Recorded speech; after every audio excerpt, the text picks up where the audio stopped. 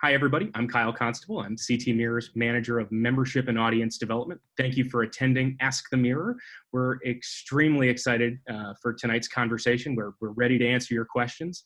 I just want to say at the top here, thank you so much for your financial support of the work we do here at the Connecticut Mirror. Without you, none of this would be possible. Not just Ask the Mirror, but none of our reporting would be possible. It is overwhelmingly individual donor funded journalism. So thank you for supporting us, and we're excited to get this thing started. John? Thanks so much, Kyle, and thanks for inviting us to do this. I'm John Dankosky. I have a podcast with the Connecticut Mirror that I've had throughout this entire year called Steady Habits, which you can subscribe to if you'd like, wherever you subscribe to your podcasts, as they say. And I'm really happy to be talking to two of my colleagues here. Beth Hamilton is the executive editor of the Connecticut Mirror. Jacqueline Rabe Thomas covers disparities and also education. And there's a lot of reporting going on right now that you can ask questions about. Obviously, if you've got questions for Beth or Jackie, you can put them in the Q&A function at the bottom of your screen. In case you've been to one of these before, you probably know. If you haven't, you can just click that button, type in a question for us, and we'll try to get to as many as we possibly can. You can also put questions in the chat field if you'd like. Everyone will see them there, and we'll try to get to things that involve Jackie's reporting, things that Beth is working on, maybe broader questions about the Mirror. If you have any questions for me, I'm happy to try to answer them as well. I guess before we get to any questions from folks as people start to load in, Beth, maybe I'll just start with you. It's kind of a big day at the Capitol today and a big week for you guys. Can you just maybe take us through a little bit of the news of the day and how the Mirror went about covering the start of a special session? Well, so the House is meeting today in special session. Actually, it's meeting right now, and they're attempting to get through a number of bills. They've gotten one thing done. They approved a Supreme Court justice, and they are going to be looking at. Oh, I think they've also approved the Property Transfer Act. So they're looking at a couple of key things, including some changes to the way the state regulates utility companies and allows them to bill customers. And they're trying to shift to a performance-based standards for electric rates. That's going to be done through PURA.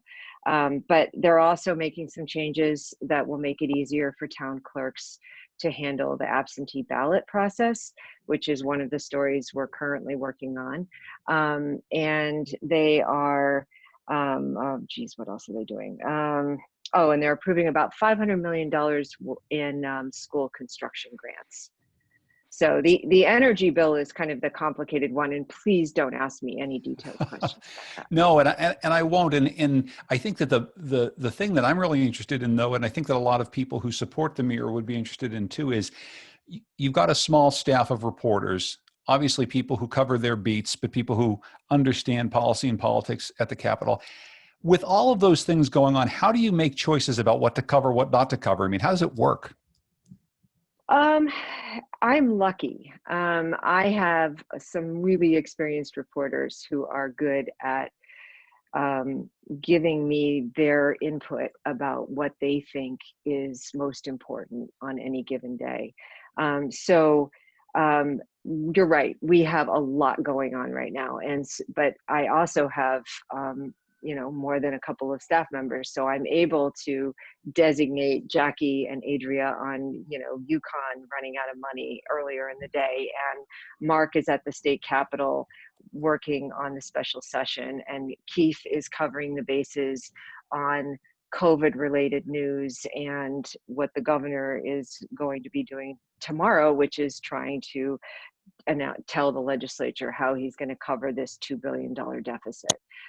So we're going to have a story on that in the morning. So it is a daily, we meet every day at 10 o'clock in the morning, come hell or high water pretty much. And we go over everything that we're facing during the day. Of course, all plans sometimes just go to hell in a handbasket because then news happens. And so it's like, okay, throw that in the air, start over again. It's only 4 in the afternoon. So yeah, You've been in the news business a long time, John, you know. I do know, and I think one of the things though that is nice about the Mirror is you know what you're going to cover and you know what you're not going to cover, right? We in the news meeting today, we talked a little bit, as news people would, about the debate last night, but we knew that that wasn't really what we were going to be spending our time covering No. today, because there's lots of other people who that's their job. They're going to cover that. We're going to pay attention to other things. Right. That's exactly right. Like, having that conversation is necessary, but I think we kind of all knew going in that unless something remarkable happened at that debate last night that was directly related to Connecticut or our lawmakers, that we didn't have anything different to offer in terms of the analysis, the very fine analysis that's being done by larger news organizations across the country, and particularly on the East Coast. So, you know, I think we just have to kind of know who we are in a really genuine way and be true to that. So, Jackie, Beth mentioned UConn running out of money. That's one of the stories you and your colleague Adria are working on today. Maybe you can just give us a little bit about how bad it is over at UConn right now.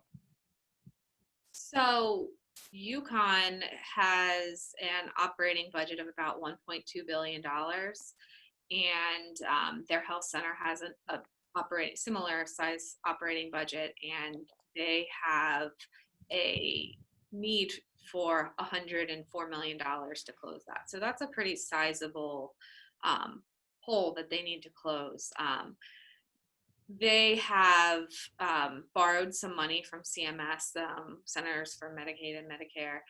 I might have gotten that backwards. I'm sorry, I don't cover health. So they have borrowed some money as a stopgap measure to get them through that, but that bill is coming due 120 days after they borrowed that money. They're going to start taking the money out of money they would have otherwise received in payments for Medicaid and Medicare reimbursements. And so in 120 days, it's going to be a really big problem just for cash flow for UConn Health. And for UConn, they did have an increase in enrollment, but the problem is a lot of their revenue comes from people living on campus and paying the housing costs and buying food on campus and everything else that comes with running what is essentially a small little city over there. And so that means that they have a huge deficit to fill and not enough revenue coming in, and the state not yet saying whether they're going to help them or not. It's early days for a conversation like this, but I mean, I guess we've been going through this pandemic for more than 6 months now. Do you get the sense, Jackie, that people at the legislature or elsewhere in state government are talking about the UConn model as we know it, the one that says, here's a big health center that's been controversial for some time, whether or not the state should continue to support it and bail it out. And then also this big campus model, right? We've got this little city, as you say, that is really reliant on people paying to come there, not necessarily from, their parents' house in Walcott, but from, halfway across the world. Is anybody talking about maybe this UConn model needs to change in some way, either on the health side or on the campus side? So on the health side, Republicans will talk about it to anyone who will listen. They, in the bipartisan budget back in, 2017, they got a study that required, what it would take for UConn to essentially be sold or outsourced, or and what UConn came back with was, we can't really do this. Nobody's interested. Nobody put bids in on it.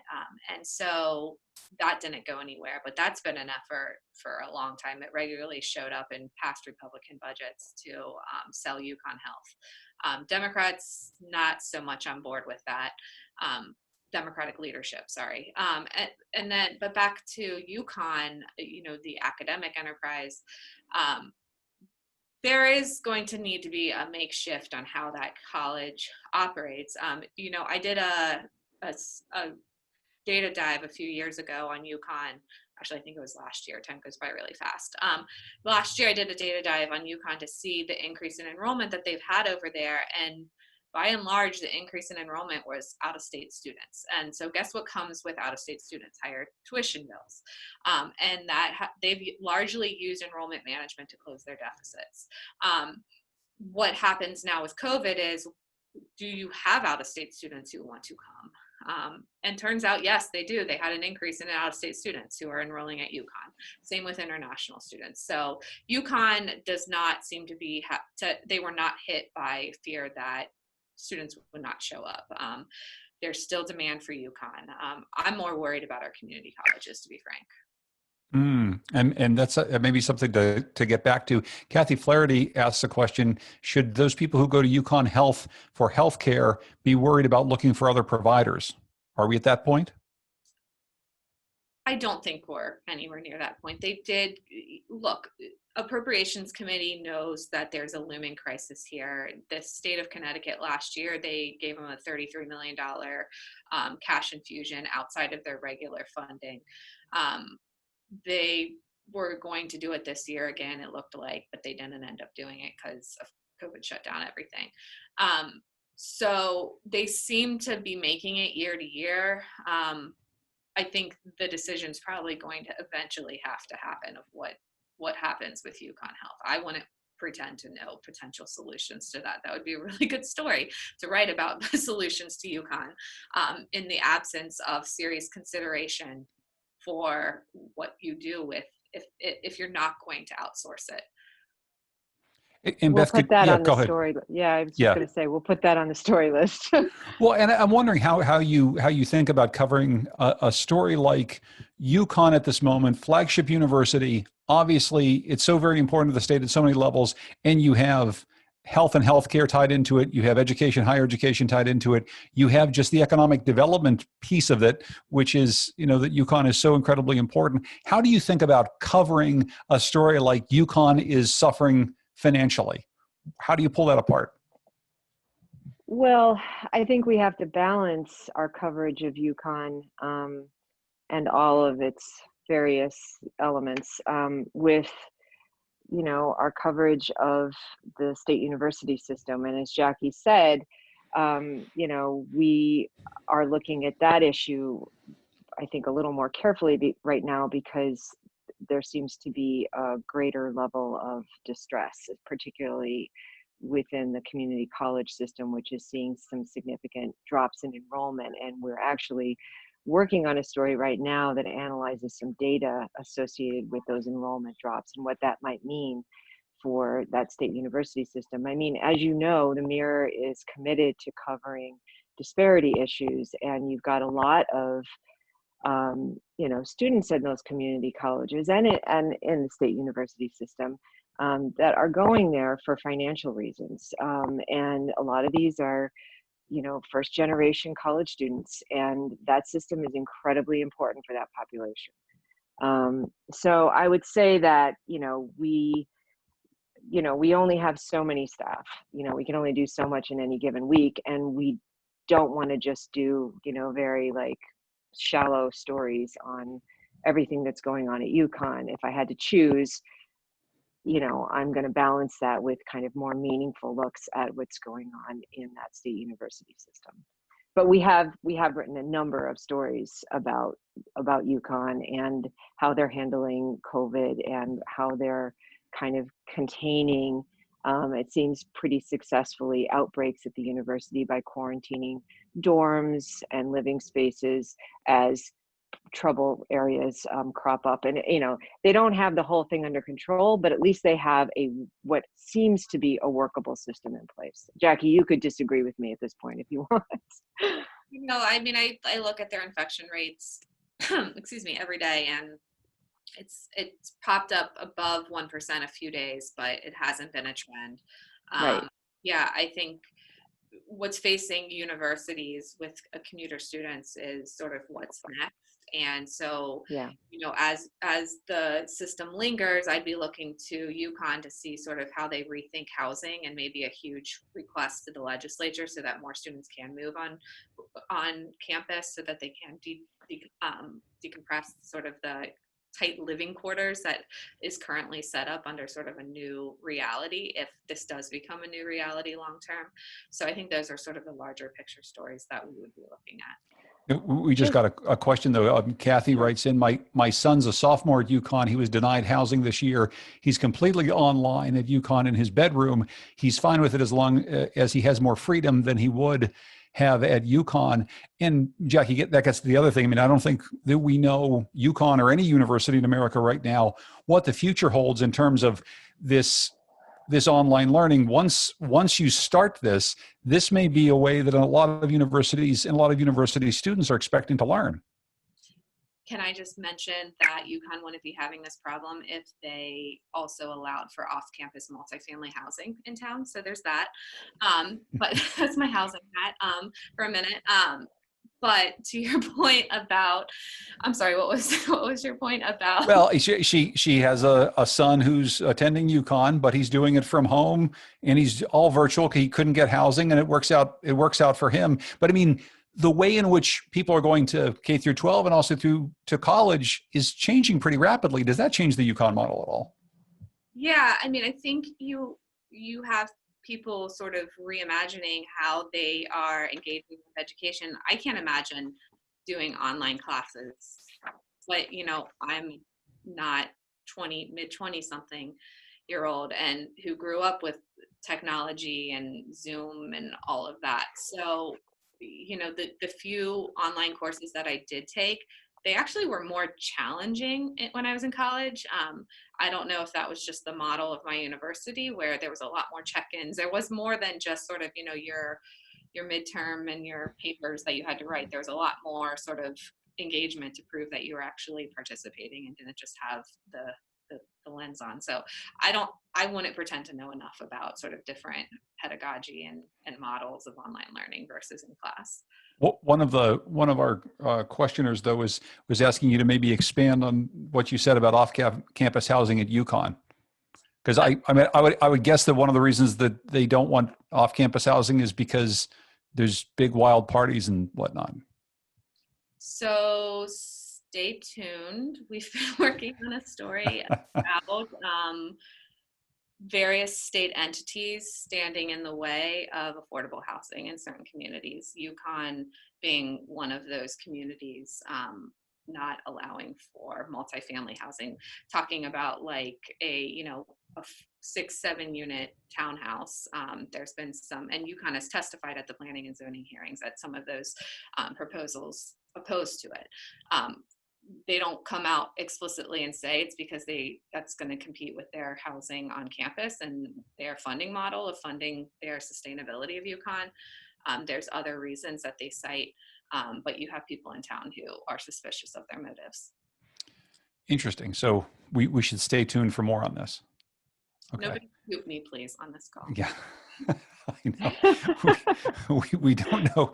We don't know who all's on the call, Jackie. Honestly, it could be anybody. It could all be reporters from the Current. Jackie's hair just catches on fire, you'll know why. It's just affordable housing. Oh my gosh. Well, you can't drop little tidbits in there and not have people want to ask questions.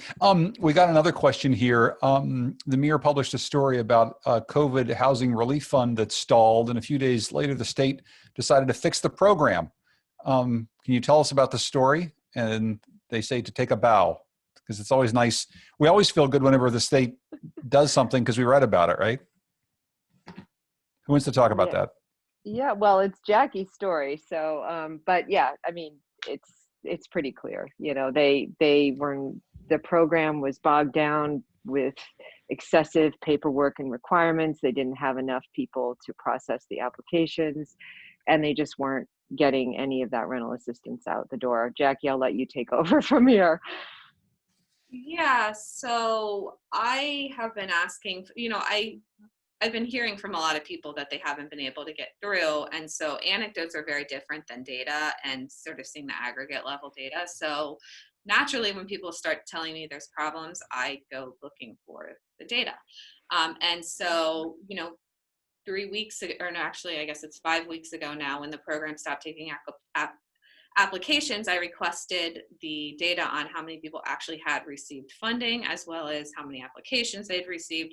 And they kept just providing me how many people had been referred to housing counselors. And so from some sources who are on a state task force, they told me how many people they had been informed had received data or had received applications. Their number was actually higher than the number I actually ended up getting from the state. They had told me 11 people.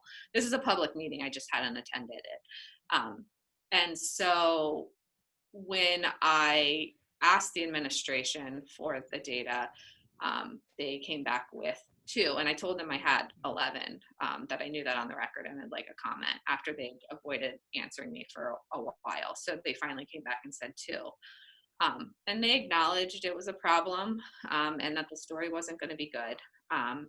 And so we wrote the story, and then a couple days later, I hear from a state senator who said they're going to change the program. He was just informed by the Department of Housing. So, and they're going to change the program how?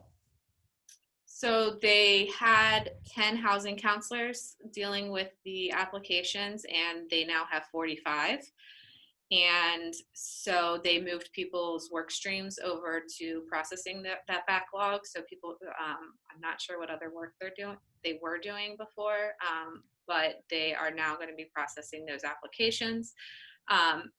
They have been a little bit more elusive on what the changes in the application process has been.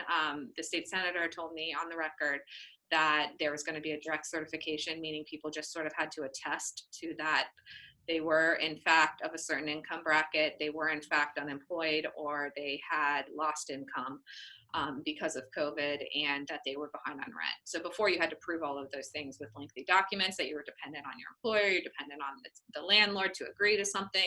So now they're not going to have to do that, is what I heard. Let's see. Brian has a question here. This is kind of lengthy, but it's worth reading. It says, we're watching the COVID-19 infection levels rise in Connecticut and many other states. People act like they're tired of COVID-19 issues. The governor has issued many mandates about behavior. In Torrington, just south of me here in Winstead, it is a tale of 2 cities, he writes. In the daytime, people go into stores and offices in masks and observe precautions. After dark, the bars have reopened under the guise of food service. The bars are packed with people, and it looks like a Trump rally. No masks anywhere, noise, drunken rowdiness, blah, blah, blah. Here we go. The police visit for disturbances, then leave the unmasked masses of people. Is this a news story, or has it become a standard of behavior across the state? Would video of these scenes cause more attention? That's interesting. Wow. Yeah, I kind of want video now. I mean, I used to live in Torrington, and it sounds a lot more exciting than where I live, which is Old Lyme, where none of this is happening. Trust me. There's no drunken rowdiness at all, masked or unmasked in Old Lyme. That's right. No, we're the most genteel community on the planet, apparently. So I think that Governor Lamont would be appalled to hear that, and maybe somebody should tell him. Yeah, I mean, I think that non-compliance with the governor's orders about COVID and mask wearing and the size of gatherings is going to be instrumental in keeping our COVID rates reasonable. Right now, today, they were at 1.8% statewide. Lamont said he was going to continue with moving to phase 3 of the reopening plan, which is in about a week, I would say. I think you would see a different answer to that question if the situation gets steadily worse, but the numbers he's thrown out is anywhere between 3 and 5% positivity rate. Yeah, I do think that there's probably maybe a story in differences around the state. But honestly, if your numbers in Torrington, for example, aren't, and I haven't looked at Torrington's numbers, aren't spiking up dramatically because of this nighttime behavior, then it's hard to kind of weigh the significance of those violations, other than, obviously that's not what we want to see as a citizenry. We want to see kind of a general compliance with public health. Yeah, I think we want to take a closer look at the numbers in Torrington. And Brian, I will just say, yeah, sure, we'd love video. Yeah. Video. Send it. Video never hurts. Let's see, more questions from people. Oh, and by the way, in case you're just joining late, a couple of people have joined us. This is Ask the Mirror. And you can ask questions by using the little Q&A function right at the bottom of your screen there. Just click the Q&A, you can type in your question. I'm going to get to as many of them in the hour that we have together as I possibly can. We had an anonymous attendee who says, I noticed that your photography and graphics have gotten much better recently. What did you do? We hired really talented people. Yeah, no, it's we have a photographer for the first time. We had an interim photographer when we brought on Chloe Poisson from the Hartford Courant. She had retired from the Courant, and we brought her on to help us with COVID coverage. But then in June, we brought on our own full-time photographer, a photojournalist by the name of Yehyun Kim, and she is immensely talented. We also hired around that time a just brilliant data reporter. I think Jackie would agree with me. Kesturi is wonderful. Yeah, it's nothing I did, believe me. It's all them. Well, yeah, but it does change the way in which you have to think about telling the story. And if people are noticing the difference, it's not just that you have somebody going out and taking pictures, but you've got one photographer, one person who deals with data and graphics, so they can't necessarily be working on all the things. How do you make that work? Because I mean, I've noticed it too, right? There's better photographs. It's the content is supported by better art, as we say in the business. So how do you make sure that happens every day? Well, you do the same balancing act and dance that you do with story coverage, and that again is that conversation that's taking place every morning and probably multiple times throughout the day. It seems like every day, where do we want to put our data efforts this week? How much time does Yehyun have in any given day? Like, for example, I didn't send her to the state capitol today to take pictures of the special session.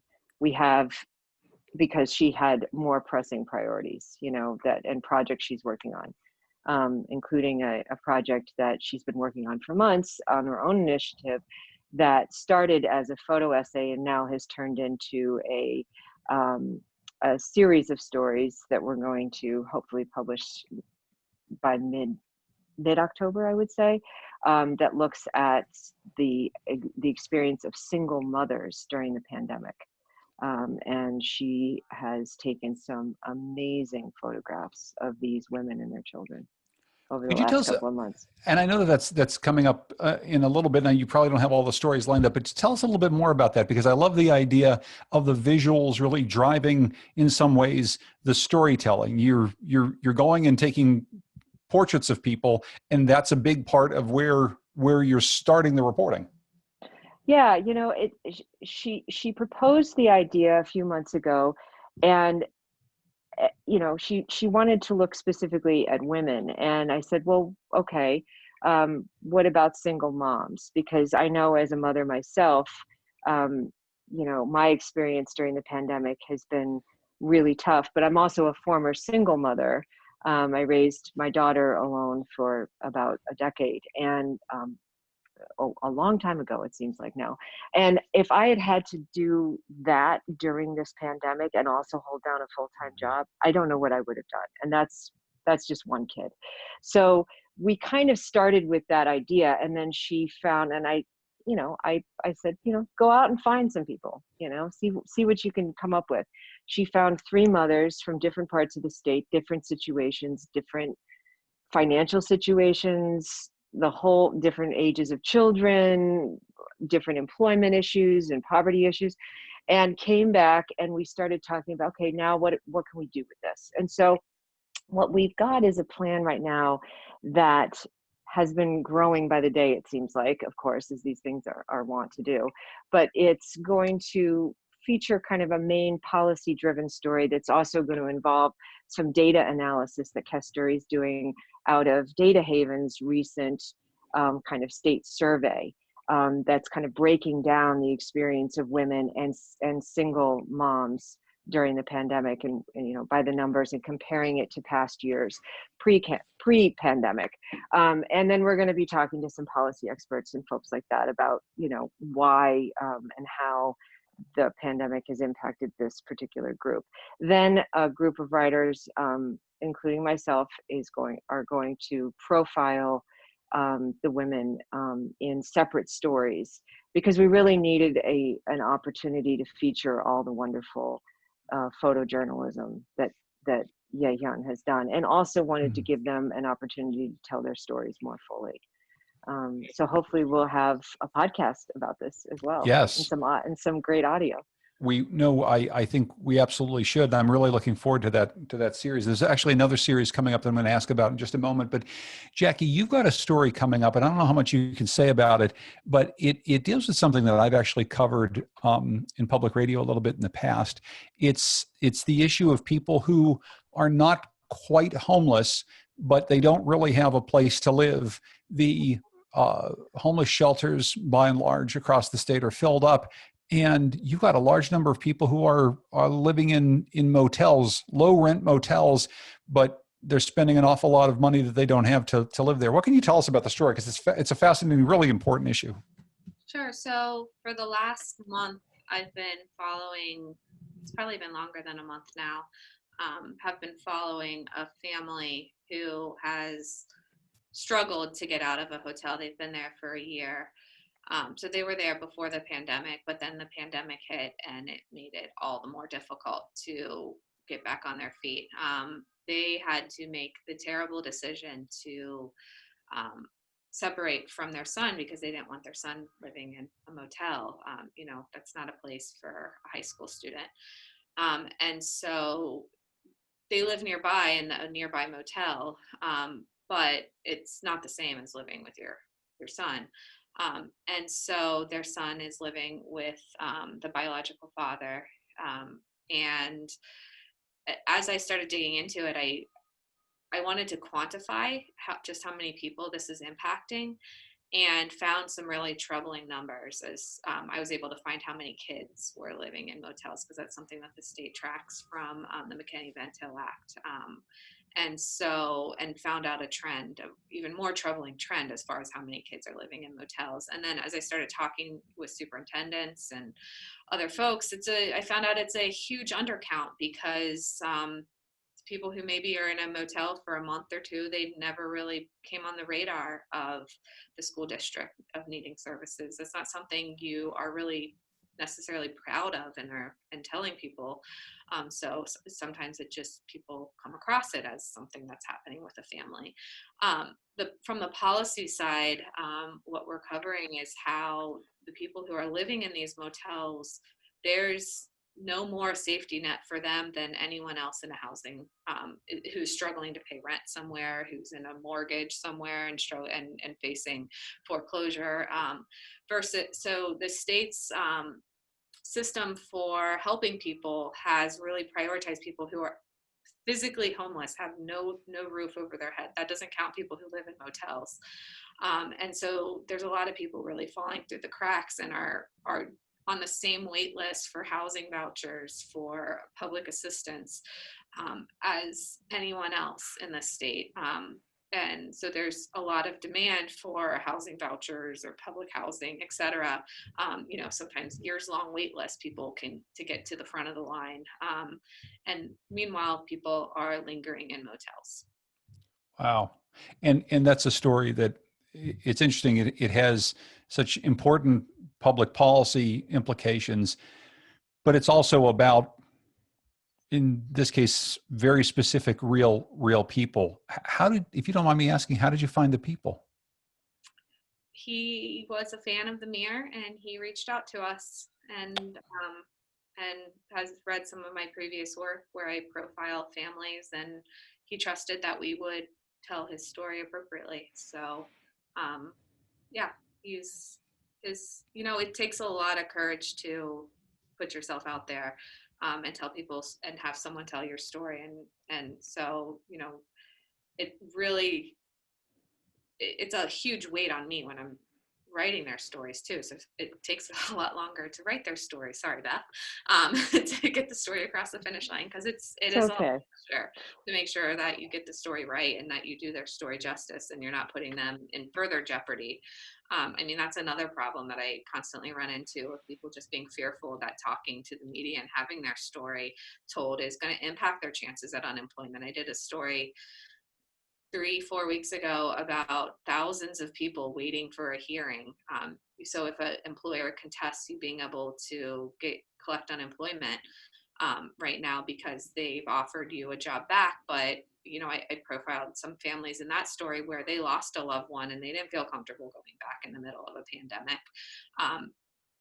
And there's other reasons that they were offered part-time and they took the part-time, and there's a lot of underlying reasons why people or why employers are denying or fighting someone getting it. And to get to a hearing is months in the state of Connecticut to have someone determine whether or not you should be getting unemployment. And in the interim, you're not getting any unemployment. And so we found out something like 1 out of every, I think it was 35 applicants who sought unemployment were waiting for a hearing.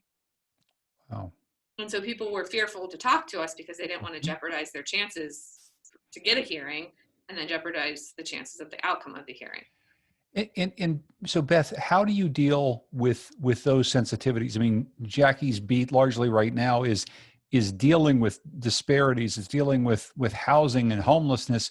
In all of these stories are stories where this is going to come up, where people are laying bare some real realities about their lives that can be pretty difficult to deal with. How do you juggle that, and how do you figure out how to tell those stories? Well, we have to do it on a case by case basis. There's no one size fits all rule for stories like this. I did a lot of this reporting back when I was a reporter. So I know how emotionally difficult these stories are and stressful they can be for the reporter and the people that you're writing about. I mean, like, for example, in this case, there was kind of an initial conversation. Are we going to, will he let us use his name? Will he let us use his full name? He did, but the thing that he was concerned about was naming the motel where he lives. And so we had a conversation about that. And he had some really legitimate reasons for not wanting the name of that motel in the story. And I ultimately decided that was a fair request, and it didn't harm the veracity of the story or the legitimacy of it. Jackie had been to the motel. She knew it existed. We were able to background the guy, and so we do all of the kind of the normal reporting checks and balances that you do to make sure somebody's story checks out. And then you have that conversation about, okay, what is the concern? Can we accommodate the concern? What are we giving up by saying yes to this? And again, that conversation has to happen on a story by story basis. Yeah, and obviously the bar is different for people in the situations that we're talking about here, as opposed to, say, public officials, people involved in government, people who are putting themselves into the public eye. Right. When we go looking for somebody's story, somebody who's not in the public eye, it has to be case by case, and the bar has to be very different. Yeah, because they're not used to dealing with the press, and they didn't seek. In this case, he reached out to us to share his story with us, but this isn't somebody who normally talks to reporters and knows how that relationship works and what the rules are. So you treat these people with a lot more kind of gentleness than you would, let's say, the governor's spokesman, who we treat with absolutely zero gentleness. But we really like him, though. We like him. We know the guy, and we don't need to be gentle with him. No, thanks for both talking about that, because I think I always get a lot of questions from readers, from listeners, from viewers, people who consume the news, wondering how this work gets done. And so, thanks for talking that through. William Brown has a question here. Is there any update on the police accountability legislation? I understand there was pushback from police unions and perhaps also from PDs directly because of apparent mistakes in the language of the legislation. Do we know anything about that? I don't. They're not addressing it during this special session. I probably do need to check in with my justice reporter about where that stands. So thank you for the tip and the But question. that was not on the list. There's sort of a semi-long list of things that they are going to tackle. There's some things that were left off of that list. Oh, lots of things that were left off, and lots of groups, advocates, different groups of advocates who were upset about, all kinds of things, like health equity issues and, you name it. And we've written stories about what they're not doing in this session. So that doesn't mean that there won't be another special session, perhaps before the regular legislative session, if that even, I guess they're going to have to figure out a way to hold that regular legislative session, which is supposed to start in January. So we'll see. To be continued. It says here, Terry wants to compliment Kellen Lyons on his work covering people in prison during COVID. How did you decide to focus this concentrated level of coverage on this forgotten population? It seemed like a no-brainer to me. I mean, you have congregate settings which are, most at risk for infection spread, and we were, at the same time I was throwing Kellen at prisons. My health reporter was doing everything on nursing homes, and for us the prison issue was especially important because they don't. There's not as much sympathy for inmates as there is for elderly people in nursing homes who were already sick or infirm.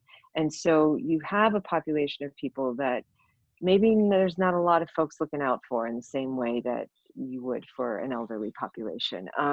And so we thought it was especially important to stay on top of that. And Kellen really had to build that coverage from the ground up. He's relatively new at the Mirror. He hadn't done a whole ton of prison coverage. He'd done some. He had some sources, thank goodness. And so he was just dived in, and I'm glad he did, because I think it was really important. And we've seen, massive problems across the country in prisons with COVID spread.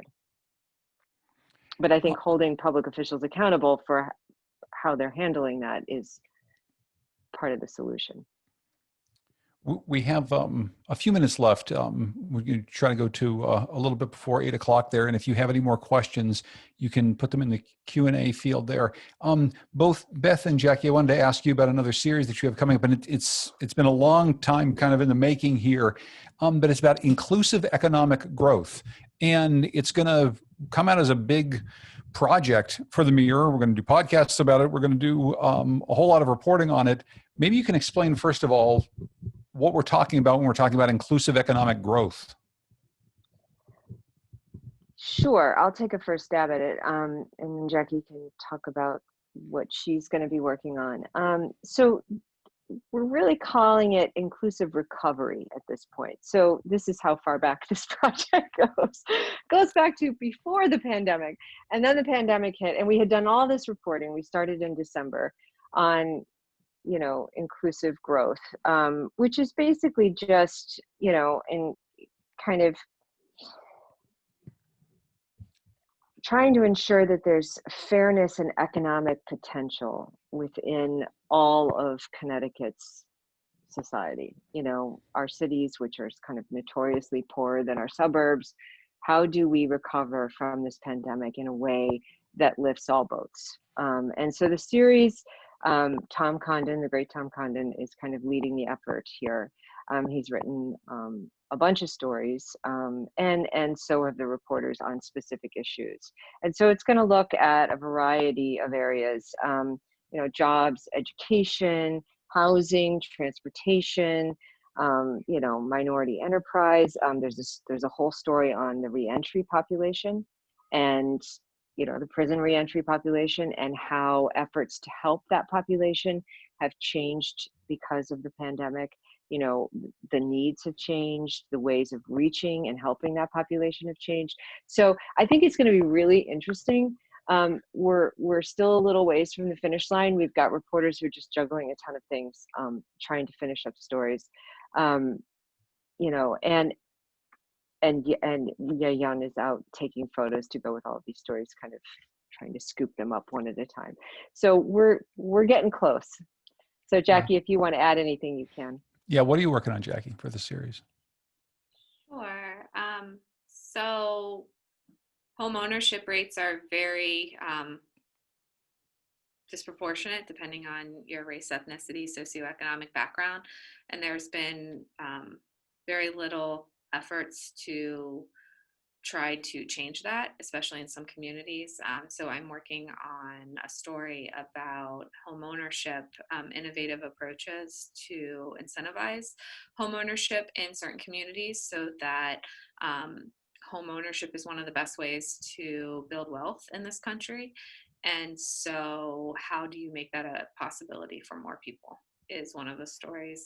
Another story that I hope to get to on that project is about education and the role that PTOs play in private fundraising to provide even more disproportionate share of what's going on in a school and what services are offered. I'd be curious to know, during COVID, what happened in what PTOs fueled money into to fund in the absence of the federal government stepping up immediately.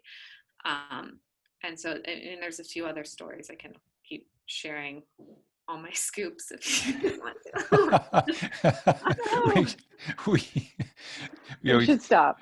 Jackie's starting to get a rash here. I think we should stop talking about the upcoming stories. But inclusive recovery is what we're calling it. It's coming out soon. I think we've got time for a couple more questions. We have one here says, do you think the retirement wave for state employees will move human services to the nonprofit community providers? More so. That one more. Can you repeat that one? Do you think the retirement wave for state employees will move human services to the nonprofit community providers? And then I added in parentheses, more so. But anyway, please. Yeah. Yes. How's that? Yes, I do. I mean, the state has been doing this, for years. I reported on this 20 years ago. Unless the Lamont administration has another, card trick that they're going to show us, I think the answer to that is probably yes. Jackie, do you disagree?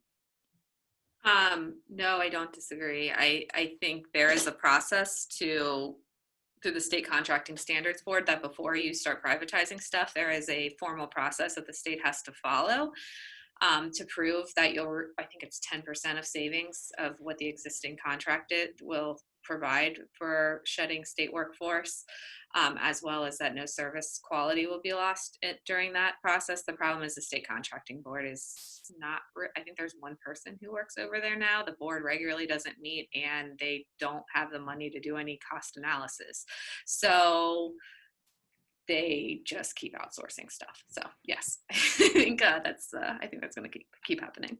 That will keep happening. One last sort of process question from me for people who don't know how the news business is working these days. How does it work with the Mirror and COVID? I mean, are you guys all going into a newsroom? Are you meeting together in person? Is everyone working remotely? How does it work? So we mostly are working remotely. But Jackie and I, who are the two people, we're the only two on the staff with kids, right, Jackie? I think we are. We are so anxious to get out of the house now that our kids are. I hate to admit that, but it's totally true. She has two young sons. I have an 11-year-old son who's in middle school. God help me. And so, he's back in school full time, and I'm taking advantage of that by going into the office 1 or 2 days a week. And I think that's pretty much what Jackie's doing too. And we're lucky because we actually moved to this much bigger space right before COVID hit. We hadn't fully moved into it yet, but Bruce Putterman, our publisher, said to me recently, I just didn't expect you guys to be in there so soon. And that's just totally because Jackie and I are like, let us in. We want to go back. So we're doing a combination of things. So, the staff still isn't going out in person a ton.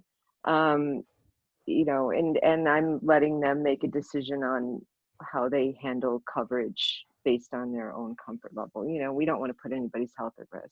We're meeting Yeah. remotely every day. There's one or two or three people in the office at one time, and we're very far apart from one another and kind of wearing masks in public spaces. So, yeah.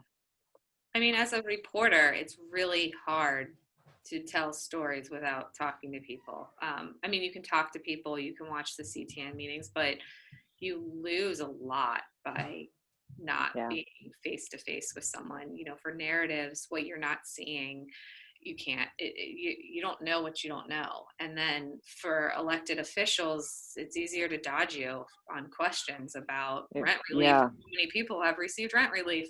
If there's no, there's a daily briefing, but one reporter from each publication gets on that call and they get, maybe 2 or 3 questions. And it's not daily anymore either. It's once or twice a week. It's really not, we're not getting daily access to the governor unless he has an event, and then you actually have to go to it. So yeah, and those events are good that you can go to if you do have questions. But I think what's most lost, as an I still call myself an education reporter because I cover disparities now, but that's 80% is of that still in the schools. So I think you lose by not being able to get into the schools and see what's going on in the schools.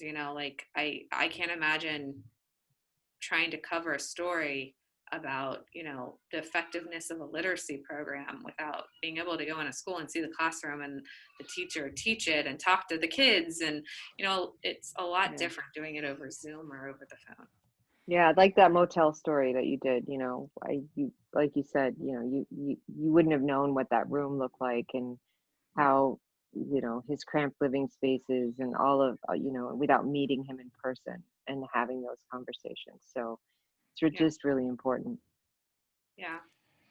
Yeah, it does change the way things work, but I'm glad you guys are still able to function and move forward and get so much stuff done. Jackie, you're writing 1 million stories a week, it seems. So thank you both for spending some time and answering some questions from our audience. Of course, you can continue to read the Mirror, all the great stories that are coming up.